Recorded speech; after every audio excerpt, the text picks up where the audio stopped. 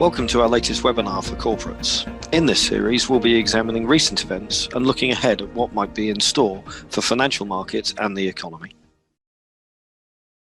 But we're going to dive straight into the presentation this morning. And from an economic perspective, the economic presentation is going to look something like this. So the contents of the presentation will be going over what things look like with the latest IMF forecast. Then we'll turn our attention to inflation. We've had another month's worth of inflation figures. So what are they told us? Interest rates, what's happening there? What developments have we seen with regard to interest rate expectations? Retailing is an interesting one. It's even more interesting because I didn't realize this when we set up the timing of this, but we just had some British Retail Consortium figures out this morning, which have been very disappointing. Then we'll look at politics, then we'll look at FX market forecasts, and as always there's a disclaimer at the end just saying we're not offering you advice and these are our views alone. So if you look at the next slide and the latest IMF World Economic Outlook from April, there's been some material changes to these forecasts. I mean, worthwhile mentioning that they've revised up the prospects for the US just at the time when the US Q1 GDP figures came in under expectations. And they were quite weak, albeit they showed the worst of all worlds. They showed weaker growth and stronger inflation pressures. So I'm not sure how the Federal Reserve are meant to interpret that. But yeah, the general upward revisions to a number of countries, the UK enjoying the biggest upward revision of 0.9 percentage points from previous forecasts. I think a lot of that is down to the good start that we've seen to the beginning of this year. And when we get data from the UK at the end of this week, it should show that the UK is running on a par with US growth for the first quarter, maybe slightly ahead of where Euroland's outturn was. So the question about whether the UK will perform better or worse this year than other major economies, I think is more complex than it was. Up until very recently, the data that we were getting out of UK retailers was that things were actually holding up pretty well, but that BRC data suggests that a combination of poor weather and also earlier than the normal Easter holidays has had a surprisingly weakening effect on April retail sales. And then if we look at other countries, well, there's been a material weakening in the pace of growth for some countries like India, and overall global growth is only revised up 0.1. So despite those outsized upward revisions to the US and to the UK, overall global growth is going to be very similar to what we were seeing back in 2023. So I don't think that these numbers are bad, but they certainly are not indicative of an overheating global economy. And consequently, I think the pressure on inflation is still to the downside, which leads me neatly on to the next slide. So in terms of developments in inflation, what have we really seen? Well, we've seen that inflation rates in the likes of the UK and Euroland generally still coming lower. In the US, it has started to tick back higher, although that might be some short-term and very isolated factors that are affecting inflation in the US, and overall core inflation is still heading in the right direction for all of these major economies. So I think when we look at this in the round, we're still seeing that inflation is not the problem that it once was for central banks. And in terms of monetary policy, it's no blocker to monetary policy being eased over the coming meetings and months ahead. One other thing to just throw into the mix is we've still got material disinflation as far as producers are concerned in the UK and in the Eurozone, much more so in the Eurozone. And so whether that has a materially negative effect on inflation and we see consumer price inflation undershooting target, I think will be determined by how producer price inflation moves from here. So how we see things developing from the producer side of things will be of material importance in terms of consumer price inflation going forward. So if we look at interest rates, there's still been some change in terms of the predictions of when interest rates will be cut and by how much. So the markets now expect only fewer than 2 interest rate cuts from the US Federal Reserve.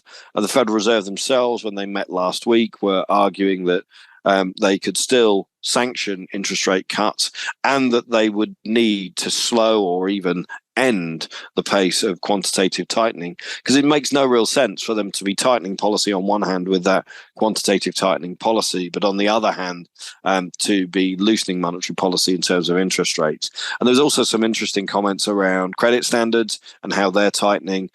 Credit conditions generally are tightening as well. So the availability of credit is becoming more restricted. There are problems still within the US regional banking sector, and those factors may well be key drivers in terms of seeing how far and how fast interest rates fall in the US. For the UK, it's a much more simple equation. It's the fact that inflation is coming down, the fact that growth is well below where it should be in terms of trend. All of those things, alongside a weakening labour market, argue for interest rates to be cut over the next few meetings. So probably not before August, but that's when we see the interest rate cuts beginning. So when they cut interest rates in August, I think that will be the start of a pattern of interest rate cuts. And we could see 3 interest rate cuts or 4 interest rate cuts by the end of the year. So pretty consistent in terms of monetary loosening heading into the year end, irrespective of what the Federal Reserve does. And I've seen a lot of commentary in the press recently saying that the UK needs to be mindful or wary of,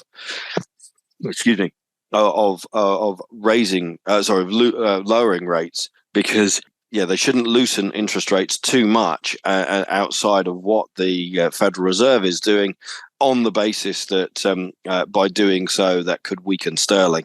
Remember back to 2022, when interest rate expectations in the UK rose to rates going to 6.75%. That didn't help sterling either. So there has to be a logical story economically for why you're buying or selling a currency. If it's just based around where interest rates are heading, then I think that could create a significant amount of volatility as far as that currency is concerned. So I don't think that the Bank of England should pay too much attention to what the Fed is doing. And if there is a divergence, that could mean that the UK's recovery actually is faster on a relative basis than the US's. For Euroland, we think that they will be the first to cut in June.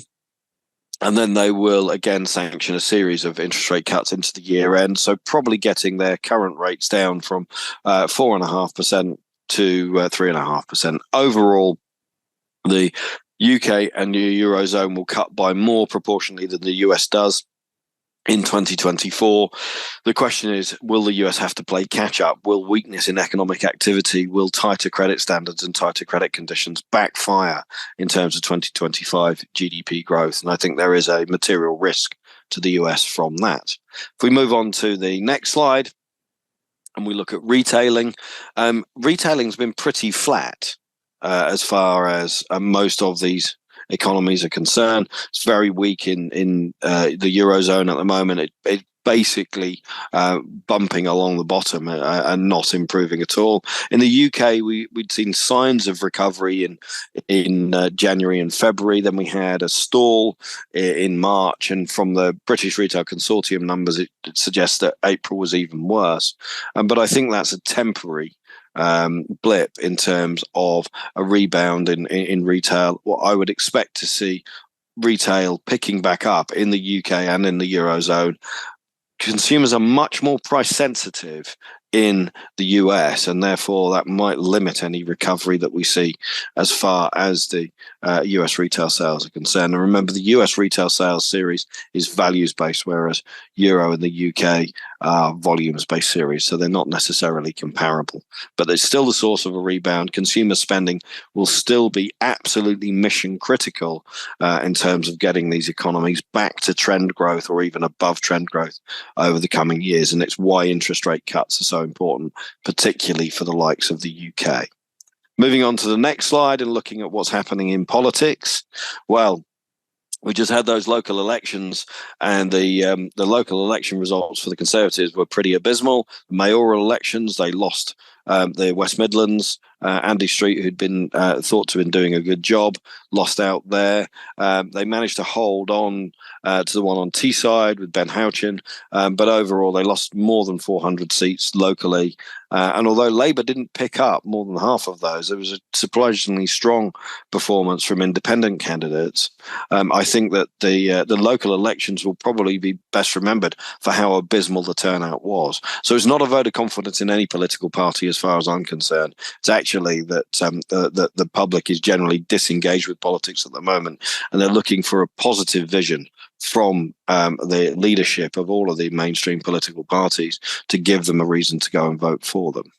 I still think that what we've seen after the sort of machinations in Scotland means that there's a good chance that the SNP vote holds up, and therefore they still take around sort of 20-25 seats in Parliament in the upcoming elections. And there's the potential for a stronger performance from the likes of the Liberal Democrats in the South and in the Midlands. And that could mean that prevents the Labour Party from having a decent ruling majority, or maybe even prompts a hung Parliament, albeit that I think the risks of that are receding unless we get a significant bounce in the polls for the Conservatives. As far as the US elections are concerned, we're heading towards those Republican and Democratic national conferences or conventions, and they're in July and August. So they're the next big events outside of court battles for Donald Trump and outside of the current geopolitical situation that Joe Biden is trying to deal with. And in South Africa, the election there, we've said it's being held on the 29th of May. The former ANC leader and president and former South African president, Jacob Zuma's new MK party, is running third in the polls. They could end up being kingmakers to whoever wins the election, which still looks like it's going to be the ANC, but they won't have enough for an outright majority. So what does that mean in terms of the FX markets? Well, foreign exchange markets still reasonably range bound. Our forecasts are currently being reviewed in terms of how we expect things to pan out, given how much we've seen things change in terms of interest rate expectations for the US. I think that is restrictive in terms of the upside for sterling and the euro and other currencies against the US dollar. So the potential for them to appreciate is restricted. We might actually see a case of there and back again for sterling and the euro against the US dollar, potentially weakening first and foremost, and then bouncing back as we get later into 2024 or into early 2025. So we might see some material changes to these forecasts when we come to reset them over the coming next couple of months or so. One other thing just to throw into the mix here as well, we've seen intervention from the Bank of Japan. It has brought dollar yen back down, but only from highs above 160, which we haven't seen since the sort of very early 1990s. And I think the risks are that we do get another move down towards. Sorry, can we go on to the next slide, please? Because I don't think we can see it on the slide deck. So in terms of the risks on these forecasts, I think they are very much asymmetrically skewed to the top side. So dollar yen, I think, risks higher here than what we're forecasting.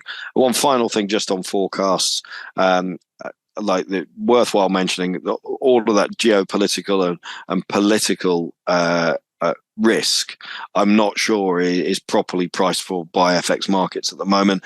For example, we saw a huge amount of optimism around a deal being struck between Israel and Hamas before the weekend. Further optimism when Hamas appeared to have accepted a deal that was being put forward by Egyptian and Qatari negotiators, but a deal that wasn't accepted by the Israelis. So I think that there is increasing risk around these FX markets, even though we're range bound for the time being. With that, I'm going to stop. Just move on to the next slide for the disclaimer, and then move swiftly past that onto Piers for his technical chart outlook and how that has changed since the last call. So I hope that's been of interest. Thanks for that, Neil. Very interesting. as ever. I look at things differently to the fundamental side. I'm just going to talk about price action and where that sits compared to different studies, because everything else to me is sort of superfluous, as it should already be in the price. The word should in big inverted commas, but it's normally in the price. So let's start with the first chart, which is the dollar index. And on this chart here, what we're looking at is the whole move high since 2021. We saw the dollar strengthen rapidly from then. Then it did that big pull back down over 2022, back down towards 2023. And it's just gone sideways really, 2023, 2024. So that puts in context where this move that we're going to zoom in a minute comes from. It's the move up from 2021, the big dollar appreciation and strength, up to 2022. And if we zoom into the next slide, we can see the price action now. So what we're looking at now on the dollar index is, look at that. We had a retest to that trend line. So there was a nice trend line, price broke below it, and then price has simply retested back up to the trend line underneath that big arrow. It stalled at it and came off a bit. So we know where the resistance is. The resistance is in the 107, 108 area. Now, you've got the Bollinger Band also coming in, this pink line, and price broke above that last month, and this month coming back down. So that's your support. Your support is the 104, 105 area. So if the dollar index starts to get below 104, then we know that the strength that we saw on that break is being sort of slightly diluted by the sellers coming off the trend line. So remember that all markets are just a battle between the buyers and sellers. So we broke the trend line, sellers take control. The buyers are trying to fight back. They push the price back up to the trend line, sellers sell it again. So that's good. At the moment, the sellers are still in that right area. But now the buyers have got to perform. So I think the support, as I say, should be in the 104 area. High 103 maybe, but around that 104, 103.90 area, that's got to hold. And the dollar bulls want to be pushing it higher, they need to hold that area. Where does it start to be a concern for the dollar bulls that this is actually quite a strong sell off that trend line? I think if you've got a move below the 102 area, then I think I'd start to worry about this and say, actually, this is a weakening of the dollar coming overall. So that's how we're going to look at it at the moment. Dollar's going to weaken slightly just towards that maybe 104 area where it should find some support, and that's going to be key. Then watch the sort of 103, 104 against the 107, 108 area, probably a bit of a sideways range. Where does it change to the downside? Below 102. Where does it change to the upside? Above 108. So if we go to the next chart, let's see how that looks in currency terms. So here we go. This is a lovely trend line since 2000. It's worked really well. You have the trend line there. And then in 2024, before that, it broke the trend line. But in 2024, that ringed bit, price came back to the trend line and stalled there. So if you want euro dollar higher, you need price here to break through that trend line.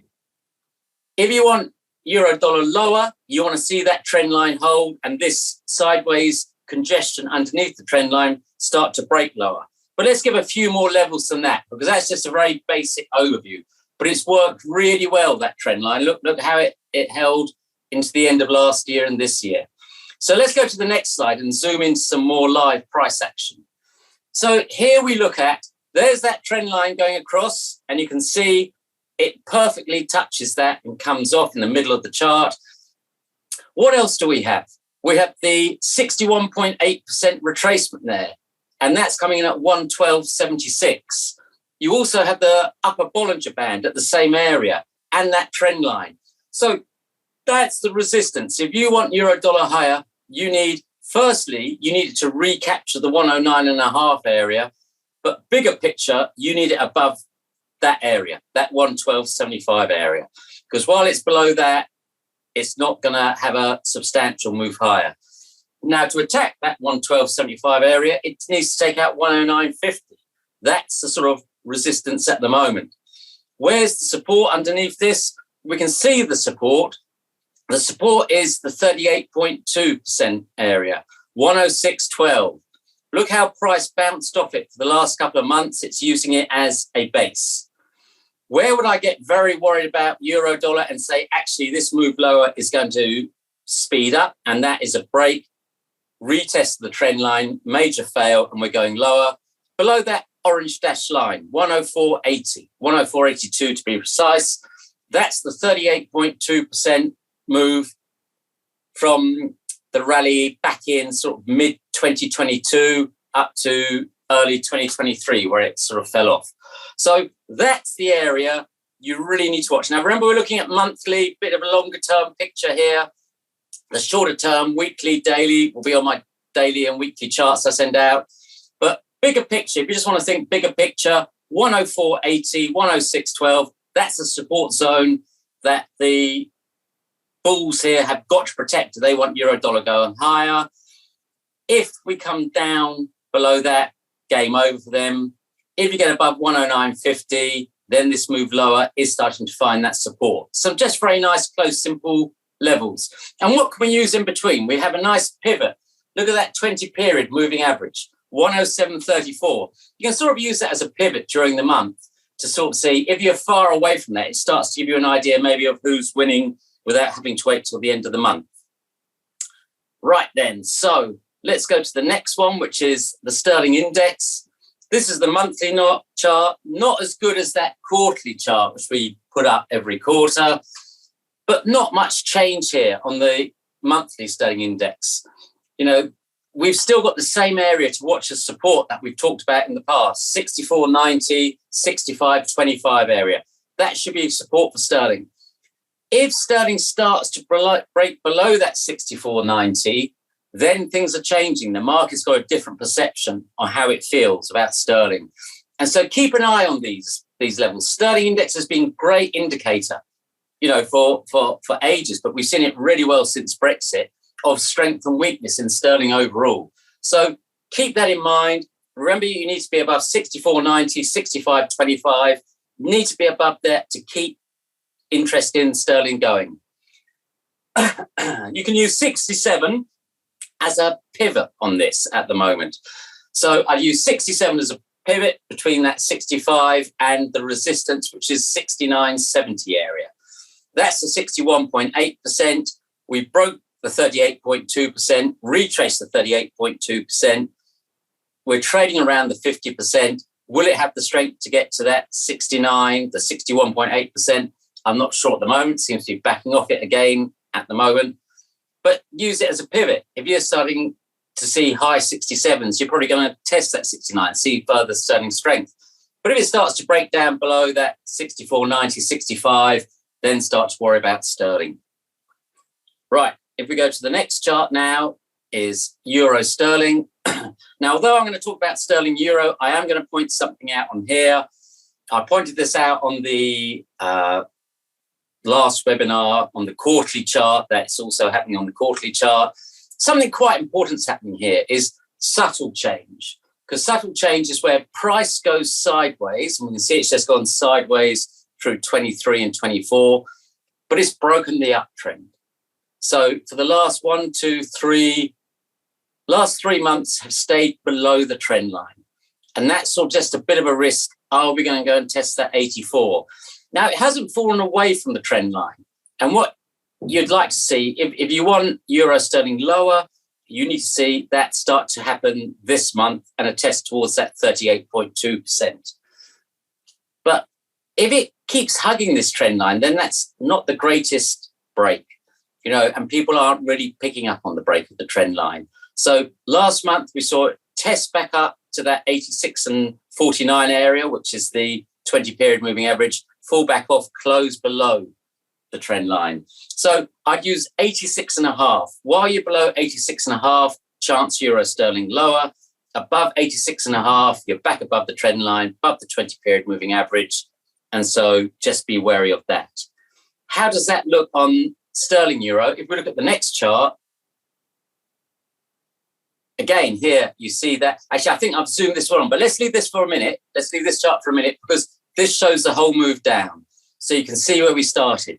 We started where sterling euro was 144.26, and everyone thought it was very low there. Everyone used to go, oh, we used to get 150, 160, but that was the start of the move lower, 144.26, went down to 107, rallied back up.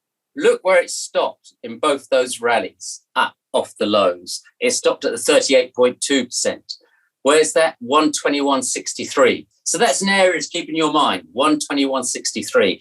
If you start to see it near the 119, 120 area, I'd imagine some resistance to start to come in. But if we go to the next chart, now I'm going to zoom into the last bit of price action here. So this is sterling euro basis. You have these same things. You have the broken trend line. You have the move back down last month, and it bounced off the 20-period moving average. So let's use that as a simple first area of support, 115.60 area. If sterling euro starts to get below 115.60, it's starting to show signs of weakness. Why aren't the buyers who were in so quick last month buying it off that? Where have they gone? So that would be a concern. What happens if it goes up? If it goes up, you're going to see probably some sort of potential resistance at 118.40, the higher Bollinger Band. But it's really that 119, 121 area that's going to be key. But to get there, you need to hold this sort of 115.60, 116.28 area. You need to hold that to see that push come. So what happens if you break below 115.59, the 115.60? I'd say maybe we could see a move down towards the 114.30. And it's below 114.30 that I start to be quite concerned that actually something's changed on sterling.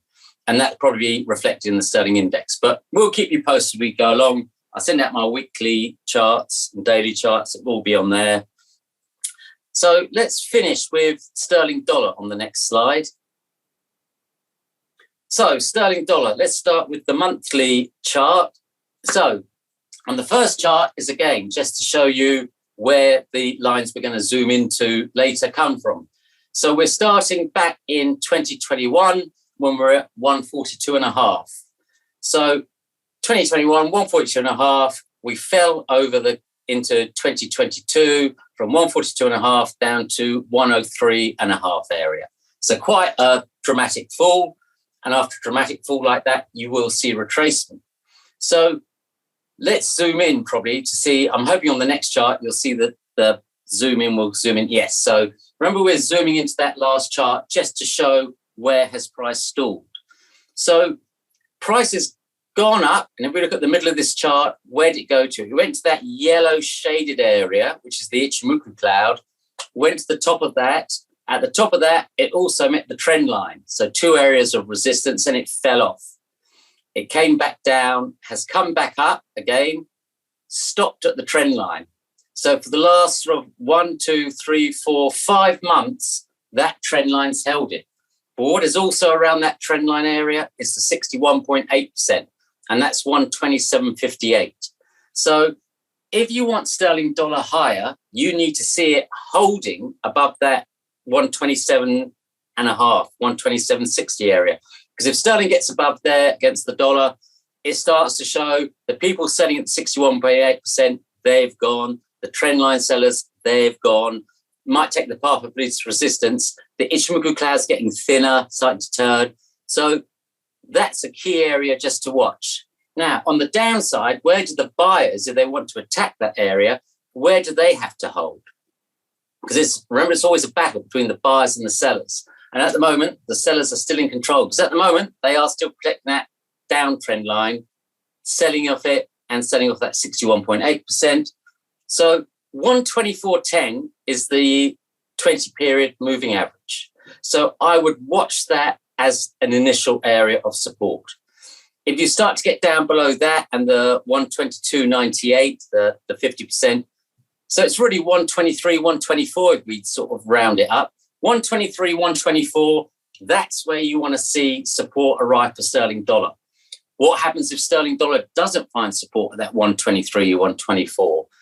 Well, the risk is it could go down towards that 120.75. Now, on my charts, when I send out during this month. We saw sterling dollar do quite a nice move down over the last 2 months. And I highlighted this 120.75 and I said I'd talk about it now. So let's talk about it now. 120.75 is the 38.2% retracement of the rally off those lows of 103.50. So the 103.50 lows up to the 131.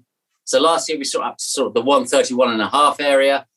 Look, when it came off that last time, that's what it bounced off, the 38.2%. So the market knows it's there. So if it comes down, you should see at least some impulsive buying there. But it has to be strong impulsive buying to take that off that 2075. Because if that breaks, then below that, there's not much till 118.38. And, you know, the market will be negative and the market will be gunning for that, I think, if we get down there. So I hope that helps on that. I don't know what the next slide is. Excitement for me, because I don't know. Is it my disclaimer? It's my disclaimer. Thanks very much for listening to the webinar. We hope you found it informative. The next in the series will be available shortly.